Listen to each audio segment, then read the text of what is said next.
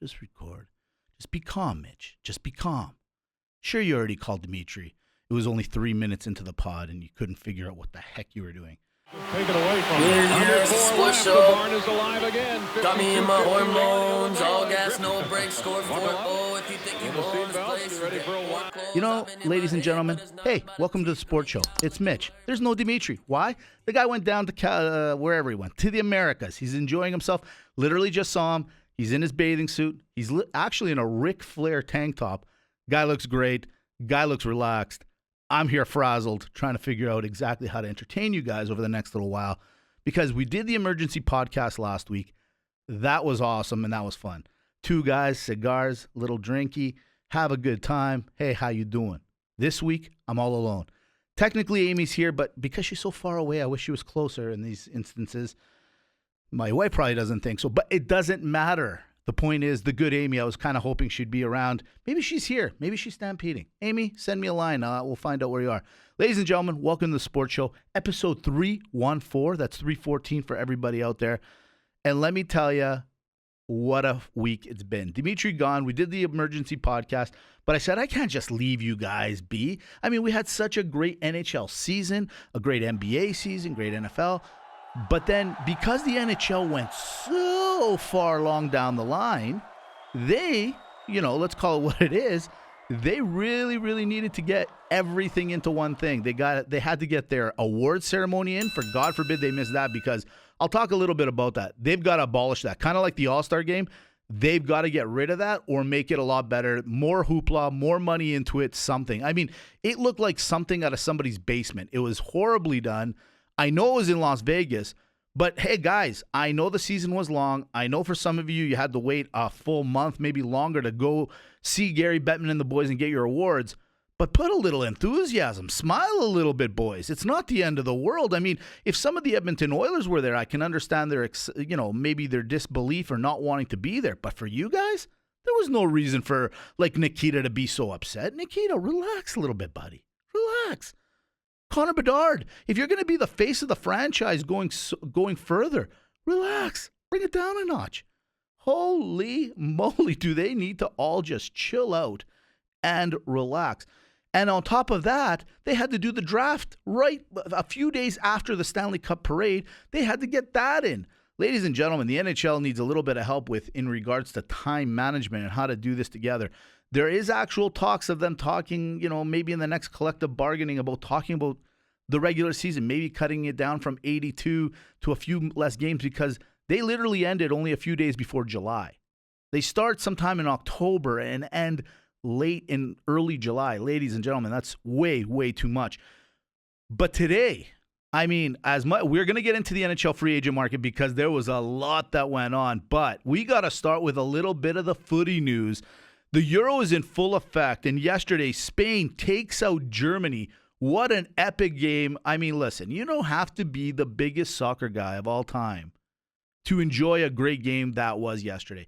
Germany scores late in the first in the regulation, ties it. They go in, and then all of a sudden, Spain with the kicker at the very end, right before they go to penalties, they kick it in, they put it in, and they move on to the next round. And then same thing happened with Portugal and France, but this time they actually had to go all the way to the penalty kicks to get it done. Again, that one, maybe you have to be a little bit more of a footy enthusiast to have enjoyed that game, because it was good, but you got to kind of like your soccer. But ladies and gentlemen, the era is over, and that's where the perusing starts. You know me. I was minding my own business. I click the channel. I look up, and there he is. It's Ronaldo. It's over. Just like that. In the click of a finger. Ladies and gentlemen, Ronaldo and the rest of the Portuguese, listen, Portugal will live on. I mean, that's what it's all about. But Ronaldo is going to now probably pretty much end his career. I mean, maybe he's got 1 or 2 more years left in the actual, season and where he's going to play with whichever team he's going to play with. But when it comes to world play, when it comes to international play, when it comes to Euro play, it's over. And it kind of showed. I mean, when I saw the Portuguese manager, they use different verbiage in that sport, taking him out in the last game prior to the France game, it's kind of on its way out, and it's been there. So the discussion, a lot of people can now actually sit back and say, okay, well, I guess we just got to wait for Messi to finish, and then you can compare. Or do you? I mean, ladies and gentlemen of the jury, how much more evidence do you need that Messi truly is the greatest soccer player we have ever seen? And that's taken in the Pele. That's taken in the Maradona. That I don't think this is a hot take in any sort of way. Soccer, footy, whatever you want to call it, today is more masterful, more skillful, faster paced than it's ever been. Don't get me wrong. Could Pele play in today's world of soccer? Absolutely could. Could Maradona? Sure, in their prime. But would they be as effective as a Messi or Ronaldo? The answer is absolutely not. Ladies and gentlemen, Messi, I think even before he ends his career, and he's still in the Copa Cup. He's still going to take on the team that rattled the soccer world, and that's where I wanted to start. Oh, Canada. What a game yesterday against Venezuela. What happened? Where did we come from? I mean, what I liked is this. They're playing in hostile territory.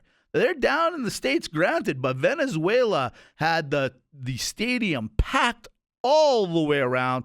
The referees, in my humble opinion, seem to be a little bit more on the side of Venezuela than they were Canada. And Canada took a nice early 1-0 lead. Venezuela really pushed in the second half, end up tying it on a goal that I still don't quite understand how it happens when the goalie's that far up. The Venezuelan player takes it, kicks it over his head. I mean, he launched it. It was kind of like a field goal, but instead of kicking it over the net, he kicked it perfectly over his head, and it rolled into the net. They tie it, and then it goes to penalties. And Canada wins it on the penalties on the great efforts of their goalie making some amazing saves where I felt like he was the guy that about to lose the game for them. He ended up being the man that saved it, and that's how you win it. But what do they get in their compilation? What do they get for a win against Venezuela to really propel Canadian soccer to the next level?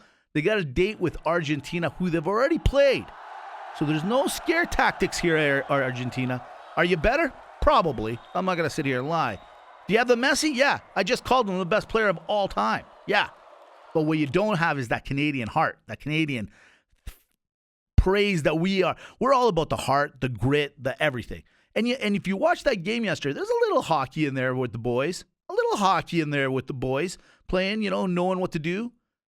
Ladies and gentlemen, I'm excited about this podcast today. It's Team Canada going to take on Argentina on Tuesday in a couple of days from the day we're recording this podcast. It's going to be a good one, but let's get over to the things that you guys call us. Let's do a little housekeeping rules. This is where Dimitri excels. He excels at a few things I'm starting to understand on this side of the table, all right? Number one, you're going to go to YouTube. You're going to download us. You're going to give us those like buttons, and you're going to tell, and go to the comment screen and give us a hard time or a good time. Amy, we promise we're going to get over there and make some contribution to that. I know we've been bad at it. We've made a conscious decision. We actually had another meeting on Wednesday before he left. I'm sure we talked about it. I'm almost positive we talked about it. Yeah, we talked about it. We're going to be doing it. Get to YouTube, The Sports Show. It's the blue and white banner, as Dimitri loves to say. Always go there. And then on the Instagrams, at The Sports Show Cast, Sports Show Podcast, pardon me. Go there. It's the blue and white logo. Click there. You'll see a lot of great reels. Amy's been doing an amazing job putting those together for us, and they have been going viral. I mean, that last clip, that one that we keep talking about, I think it's over 25,000 now, maybe even more, and it keeps going, and each clip seems to catch a little bit more wave, catch a little bit more. And I have a feeling the soccer clips are going to be the ones that kind of take us over the edge this week if we get some up and running. All right, the NHL season, I kind of started with it, is officially over. It's done. And now we can actually say it's done. The Stanley Cup has been risen in Florida. The Florida Panthers taking it to Game 7 against the Edmonton Oilers, winning the Stanley Cup there. They did the parade. 2. 3, they did the draft. 4, they had the award ceremony. So now all the teams go back to their respective cities and are trying to put together what they have in their cabinets. And very soon, sooner than later, ladies and gentlemen, I'm not going to lie to you, they're all going to go to training camp. They're going to say, hey, weren't we just here? And the NHL season will be here before we know it, and we're kind of excited to see what happens. I love stealing this line because my buddy Dimitri uses it. Ladies and babies, this is what happened in the free agent market. I mean, last year was pretty good. And I believe it was last year where I said to Dimitri, TSN, Sportsnet, all these NHL Network, all these guys that take a lot of pride in putting their production together to find out, hey, what are we going to see on that NHL free agent market? Some years it's been pretty boring. Last year was good. This year, record-breaking. when the NHL came out right before the signings happened, they said, hey, this year coming up, cap goes up by $4 million. You might have thought they got the memo and it said $400 million.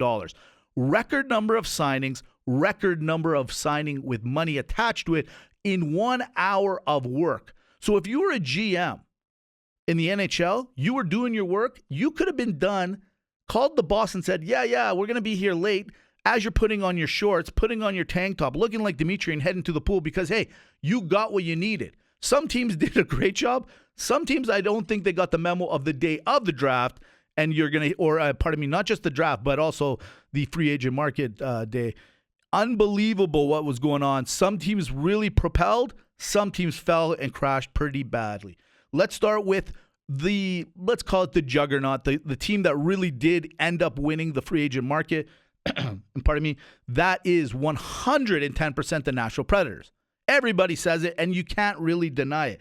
Steven Stamkos, Mr. Tampa Bay, the guy that took his team to 3 Stanley Cups, who ended up winning 2, a guy that can score 40 goals basically with his eyes closed, was told by the Tampa Bay Lightning, hey, you know what? You were great. Thank you for your efforts, sir. You're out of here. Gone. Nashville picks him up. 4 years, $8 million. That equals $32 million contract. But wait a minute. Wait a minute. I don't get this. Steven Stamkos, you got him for $32 million. You gave him $8 million. You gave him 4 years. You mean to tell me Tampa Bay didn't have that in their arsenal? Oh, they had it.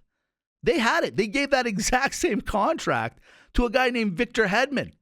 But they said, no, Steven, we're not giving you that. Do you know why we're not giving you that, Steven? Because we're giving it to a gentleman named Jake Guentzel.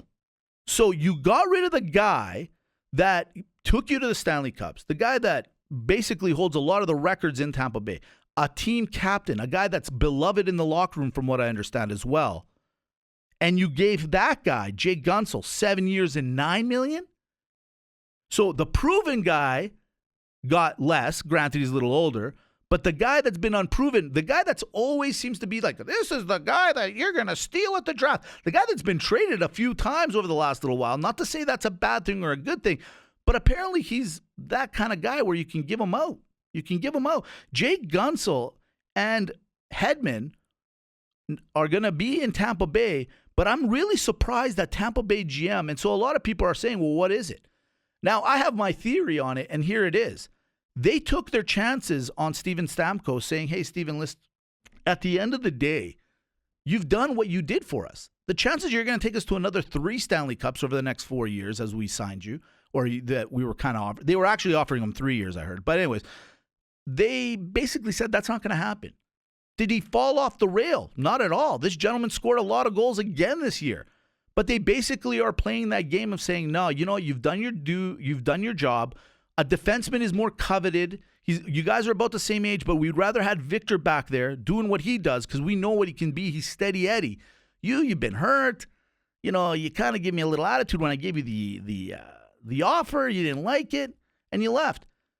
I'm on the fence on this one. Why? Because here it is. What I've been hearing over the sports world over the last little while is, well, you got to honor the guy. The guy's been there. Well, ladies and gentlemen, for a lot that do know or don't know, I have worked in the financial industry for many years, and I have friends that were in the industry for over 35 and 40 years that were canned because, you know, they don't want to say it, but maybe there was a longevity thing. Maybe they've been there a little too long.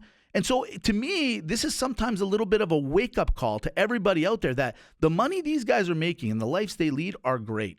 So what's the worst thing that happened? That Steven Stamkos left Tampa Bay, the beautiful Tampa Bay, and he goes to Nashville? I know a guy down in Nashville right now. He seemed to be doing quite fine. He looks great. I don't know. I don't think it's that big of a deal. I think it just shows you that this world is tough. It's tough on everyone, and it says, hey, what's the biggest problem you're going to have? 4 years, $8 million a year at $32 million? Hey, Steven, take your money and run, buddy. You're going to get a statue, and I promise you this. I don't know how your standing ovations are in Tampa, but I do guarantee you this, Steven. You are getting a standing ovation in Tampa Bay. That is a guarantee. But Nashville wasn't done there. They said, hey, we're also going to sign our goalie, Saros. This guy has been our guy. We're signing him. They signed him to, 8 years at 61.92, so just under $8 million, $7.74 million for Saros. Great money for a very good goalie, a guy that knows what he's doing and loves what he does. They also signed Brady Skagey, another guy from the Carolinas. I'll be talking to a guy in the Carolinas very soon. He got a 7x7. A 7x7. Again, that's the age thing. And he's a good player. But this guy, he's always been that guy. They're saying, he's got that talent. Maybe Nashville will bring it out of him. And then they also got last year's Conn Smythe Trophy winner over in Las Vegas, Jonathan Marchessault. So Marchessault, who wins the Conn Smythe, lived in Vegas for a few years. He's kind of upset, but he ends up going to Nashville for 5 and 5. 5 years and $5 million. Not bad. Nashville, well done in the free agent market. That's how you do it. That's how you make signings. That's how you make your team better. Who else did a great job? The Boston Bruins. I've said it for years. These guys, they just don't know how to lose. This year, everyone was expecting them to fall apart. They don't. They end up becoming and almost were again the best team in the NHL. They had a good, good round in the first round of the playoffs. Ended up losing to Florida, but doesn't matter. They beat Toronto. That's kind of like a Stanley Cup to them. What do? Oh, I don't know. Elias Lindholm, where Calgary was going to trade it to him. They said, no, we weren't getting enough. That's okay. Good move there. They ended up signing him 7 years and 7.75. He's kind of like a two-way Bergeron. He likes to play a little defense on his hockey. Not as good as Bergeron, but hey, you're getting something back. You're getting something back. And then he said, don't call me Big Z, because they had the Big Z and Zdeno Chara there, but obviously our boy, Nikolai Zadorov. The guy, I don't know if they're always in a package deal. I feel like Lindholm and Zadorov kind of work it out. They're like, listen, I'm going to go here, you go there, and then you come over here. You know what I mean? Just pretend like you don't want to come. And he ends up going. So Zadorov off to Boston. He's got a $5 million contract that he's over the next 4 years, 5 years that he's going to be there, or 6 years. 6 years at $5 million. Not bad.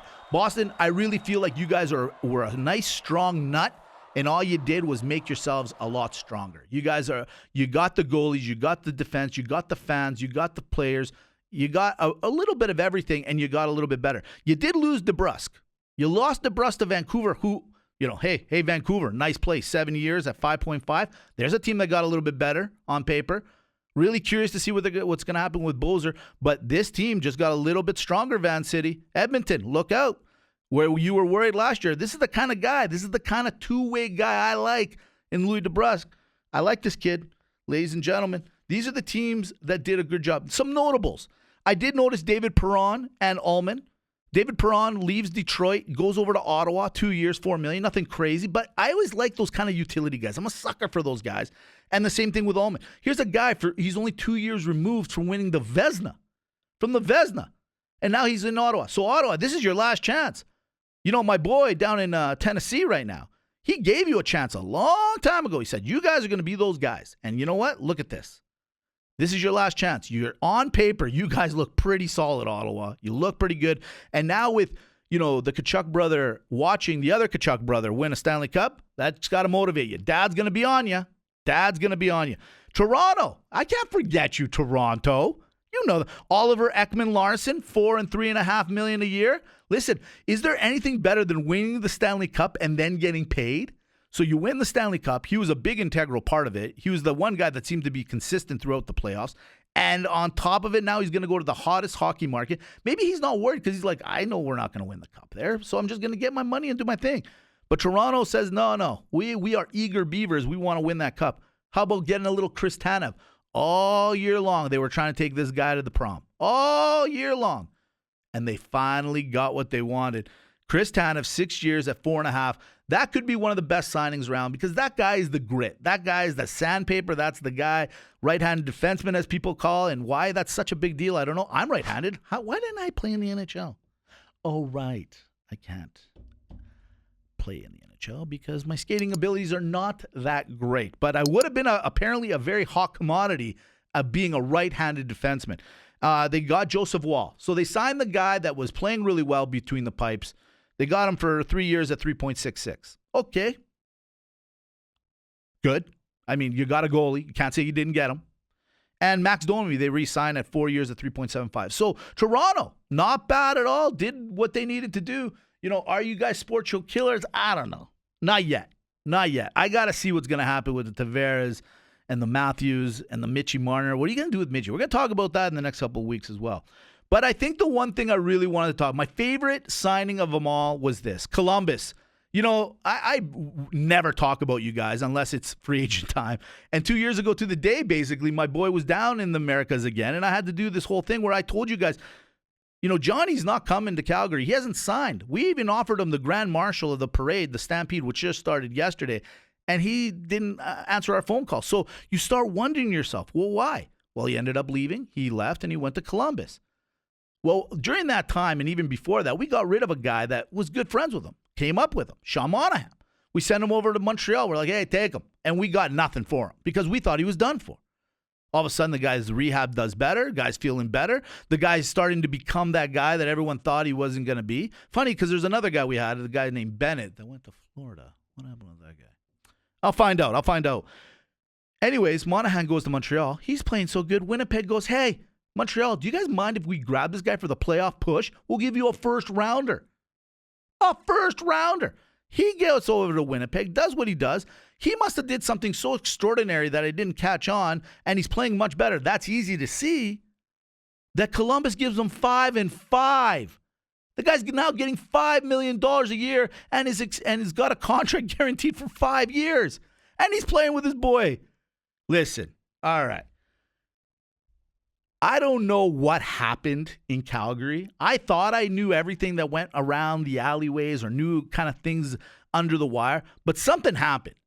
Because not only did we lose that, we lost everything. We've lost all our good players. We even got rid of Markstrom during this playoff rush that we've barely talked about. He ends up going to Jersey. The Tanev, I just told you, went, a couple different places, went to Dallas. Now he's off to Toronto. I can keep going. You guys know I could. And now, hey, Edmonton fan, you guys can rest assured. Don't worry about it. I'm coming after Calgary now. Home team guys, hometown discounts and all that, I'm coming after you guys. There is something wrong with the Calgary Flames organization to have that many talented, amazing players that are all gone now, and then to watch the free agent market and nothing happened? Nothing? I mean, come on, you guys. You guys are getting all these draft picks. You guys are getting all these trades. And what are you using them for? What are you, just putting it in the cupboard and holding on to it? I mean, with all good respect here, let me throw this out to you, Mr. Conroy, Mr. Aginla, because we're going to talk about your son. At the draft, you guys have a ton of draft picks. You mean to tell me you couldn't convince Ottawa or Utah? You couldn't convince the Shockers of Utah, the Soakers of Utah, that you could move down a spot? You're new to the NHL. They're new. They're going to be like, oh, hey, Calgary, how's it going? Yeah, do you guys mind if we move down a couple of spots? We just, nostalgia. We want to bring this kid up. You get it. They're a family-oriented state. They would have said, absolutely, sirs, go ahead, go get him. You guys didn't even go and get the one thing that could have probably put to say that he what's this kid's name? Tij Aginla? To say that he was going to be the reason the Calgary Flames are going to be a resurgence here is no. But from a nostalgia, from a pride, from everything, this kid would have got a standing ovation every night. Guys, I don't know what's going on right now in Calgary. I don't know what's going on. But then the best part is how you guys are trying to tell us that it's not a rebuild. I think that's maybe the funniest thing I've ever seen in the world. It's kind of like watching one of those sitcoms back in the day where the kid is sneaking back into the room and the mom and dad are sitting there on the bed waiting, and then they turn on the lights and they're like, so what's going on? Mom, Dad, it's not what you think. Oh, really? Yeah, I dropped my pen out the window. I just had to go get it. You guys think that we're that dumb? Do you guys actually think we're that stupid? Because it kind of is a little embarrassing if you do. We're the ones that paid to come and watch. And what have you really left for us to watch? This is just as good. The Calgary Flames today, I am literally going out and saying this. They may be the worst team in the NHL next year. I don't care that we have Huberdeau. I don't care that we have, Kadri. I don't care. They're good players, and they might, if they turn it on, yeah, they'll be a little bit better. But ladies and gentlemen, as of right now, the rest of that roster, we are just not that great. We are just not that good, and we got a major problem here, and I can't seem to figure out why the people don't want to be here. And I mentioned it many, many podcasts ago that I think it is management or the ownership, and it's kind of coming to fruition that it is. Because I like Conroy. He knows how to win. He's been around Calgary when we're winning. Everyone likes that feeling. So why wouldn't you want that? I don't know, guys. I'm really disappointed in the Calgary Flames from the draft. all the way into the free agent market to not really do anything. It really bothers me. And then you trade the guys that all wanted to get traded, fine. Did we really get anything back that we can kind of hold our hat on? I mean, Dimitri had a great post a little while ago when he said he had mentioned about, oh, yeah, we got fleeced on that trade. Did we? You know what? Bill Zito showed everyone that he is the best GM in the league. And I don't care what any of those NHL awards say. And since I just brought it up, let me get to that. NHL awards, wow, do you suck. Holy moly. I mean, there's all-star games that are not very competitive and fun. This was just boring, bad, and in 1 hour. It was a 1 hour show. I mean, are you kidding me? And then the best part is this. Listen, we all know there's inside on the inside, and there's fixing, and there's this, and there's that. Ladies and gentlemen, when you got Connor McDavid putting on a performance like he did in the playoffs, and you don't give him an award outside of the Conn Smythe, which let's call it what it is. This is the worst award you could give the guy that wins, that ends up losing the Stanley Cup. You don't give him the NHL Player Award. You don't give him even, okay, the Ted Lindsay, the players vote on, fine. But you don't give him the best player from the writers and all that stuff. This just goes to show how out of touch they are. Listen, I was a Cooch fan all year long. During the regular season, you couldn't touch this guy. Same thing with McKinnon. Great player. I get it. McKinnon ended up winning it. Which, again, with all due respect, how do you give it to McKinnon, but not to the Cooch who had more points, and especially not to McDavid, who I can't believe I'm defending right now, who had an outstanding season, regular season and playoffs. I know you're not supposed to vote on the playoffs, but come on. Are you for real now? Are we real here? Ladies and gentlemen of the jury, please, I beg you. It's right there, Sports Show Killer. I'm telling you, Connor McDavid was fleeced. And if I'm him, I'm getting a little, I get my agents, I get my boys to call Bettman and be like, hey, what are you doing here? You want me to be the face of this franchise until Connor Bedard gets up and running? What are you doing here? It's to me, and then just the production of it all was just bad. You're in Vegas. I mean, I don't even know what to tell you guys. You guys go and get that oval, the sphere for the draft. That looked kind of cool. That was fun. I'm not saying you were going to fill that place to do the award ceremony, but I mean, Sapphires would have been a much better pick and more fun, and to be honest, more entertaining. Just the reaction of everything would have been great. NHL, you had a great regular season, a really awesome playoffs, and wow, bad ending to the whole thing. I'm really sorry. Not the Florida Panthers part. Literally the last 3 games, and specifically few teams. Calgary, Gary Bettman and the award ceremonies all fell apart. All right, real quick, I'm not going to do rapid banter today because, hey, let me tell you something. You can't do rapid banter, I came up with, if Dimitri's not here and or I'm not here. I pitch, he hits. That's just the way it is, and it doesn't go and it doesn't work if I'm not there doing my thing and having some fun with the guy, right? But one thing, next week, I got a good friend of mine coming in. He happens to be a huge Laker fan, and we're going to talk about it. But Bronny James, ladies and gentlemen, all that worry of, was he going to go to the Lakers? Is he not going to go to the Lakers? He's going to play with his dad, not going to play with his dad. Don't worry about it. He's going to play with his dad. Drafted at 55th overall. Here it is, Mr. Bronny LeBron. That's what I'm going to call him. Bronny LeBron. He ends up going to the Los Angeles Lakers. He's going to play alongside his dad. And there's been so much social media on it, and everyone's upset going, this was an obvious job done by J.J. Redick, who's now the new head coach of the L.A. Lakers, and the GM and LeBron all working. Of course it was. Why do you guys even pretend like it wasn't? And why does LeBron and Bronny and everyone just come out and say it? Yeah, we took him because LeBron told us to take him. What's the big deal? What's the big deal? Look, we're Greek. A lot of our families own restaurants. If you haven't caught on, that guy that's the manager, that's his son or his daughter. We get the game. I'm totally for it. I don't mind at all. It is what it is. And any other industry. Look, I work in the financial industry. Every time I go in and I ask about succession planning, hey, who are you guys going to leave in charge? Yeah, I think my son and my daughter are going to take over. Yeah, that's the way it usually goes, you guys. I would say a high percentage of the time you call upon your kids that know the business because you talked about it at the dinner table. You talked about it on vacation. You talked about it at home at all times. It's what fed everybody. What'd you think they were going to do? LeBron was going to go to the Sacramento Bronny was going to go to Sacramento, or Bronny was going to go to, I don't know, Golden State. Are you crazy? He might end up there one day. But when Dad's here, why in God's name would LeBron let him go anywhere else if they had the opportunity? I do think that in the first round, if somebody just said, hey, maybe for ticket sales, let's just grab this kid. Let's grab him. Fine. I don't think LeBron would have had a problem. But LeBron says, hey, Dad, do you mind if I come play with you? We'll go to work together. Think about what they're doing for the state of California. All of a sudden, instead of 2 cars, there's only 1 car needed now.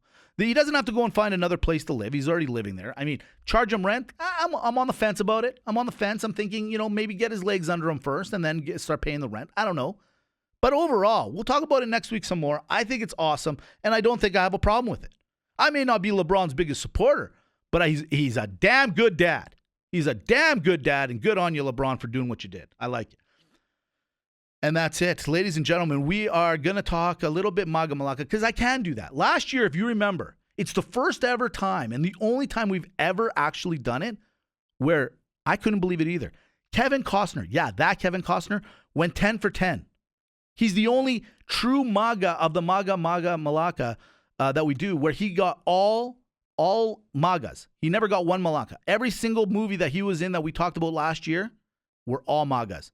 Let's see if we can do it. I started with it. It's Canada. We're getting pretty good at soccer. We are getting pretty good at soccer. And I have nothing else to say but this. Ladies and gentlemen, it's great things that Canada can do. It's MAGA or Malaka. All right, let's start with it. Basketball. We started it. Naismith is our guy. He's a Canadian. Are we getting better at soccer? Hey, yes, MAGA. MAGA, we are on the international circuit. People want to be here, and our basketball game is flourishing. We might be the best basketball nation coming through. USA definitely isn't, and I know they want to come back this summer with France, but as of right now, it's Canada. Canada, number 1 in basketball. MAGA. Maple syrups. Tell me another country that covets the maple syrup more than we do. Nobody. It's MAGA again. The falls. You tell me about a waterfall. Think of one. First one that comes to mind. Casinos all around it. Niagara Falls. Boom. 3 for 3. Canada and the falls. We're too good at it. Poutine. You tell me another country that says fries, gravy, and cheese curds. And that's a meal if you want it to be. That's a franchise if you want it to be. In other countries, ladies and gentlemen, I went to Amsterdam many years ago. They were eating some sort of fish. They would literally buy this fish like a hot dog and swallow it whole. That didn't look that appetizing. Maybe it's healthier. I'll give them that. But the poutine, number one country of the poutine is Canada. You can't have, if you go to, let's pretend you go to France this summer and you order a poutine, they're not going to give you a poutine like they can in Canada. Boom, MAGA again. Let's talk about rappers. Hey, look, don't look at me. I know there's a lot going on right now. I know. But Drake is kind of like the biggest thing. I mean, you go to Spotify, he's got the most amount of downloads. He's got the number 1 most amount of hits. The Canadian rap market is apparently number 1 in the world too. So Canada's number 1 at rapping as well. Unreal. Well, listen, when it comes to the real thing, I mean, they're on a heater here, Canada. I don't believe this. Hockey? Are we number 1 at hockey? Here it is. It's the second last one. Guys and gals. I've said it. I almost have to go against it. How about this? I'll say we're number 1 for right now, pound for pound, because we really are. But lately, we haven't been ourselves. We haven't been ourselves lately. So Canada, number 1, MAGA, when it comes to hockey. And then beer. Ladies and gentlemen, I say it again. May the jury rest. May the people rest. The beer. Canada does have the best beer, the best microbrews, the best beer everywhere. Germany might fight with us. Belgium may fight with us too. But per capita, we beat you. You know it. We know it. It is what it is. Oh, Canada. That's it. That's the sports show. Go to Spotify. Go to iTunes. Well, actually, iTunes, they can go jump off a bridge. Go to Spotify right now or go to YouTube. Make sure, download The Sports Show. It's the blue and white label. Click. Tell us how awesome we are. This was actually more fun than I thought. Put it in the locker, something. Dimitri, we miss you. We'll see you next week. Next week will be a little bit more fun. I won't be as frazzled. Talk to you soon, guys. Have a great day. Bye-bye. She don't know the difference between this and them. Now you about to witness. Well, freedom is so now. W, we're Saved by the Bell by the Sports Show, playing every week. Podbean, Spotify, iTunes, Sports Show TV, at Sports Show Podcast. Amy, do it. At Sports Show Podcast. I be locked in.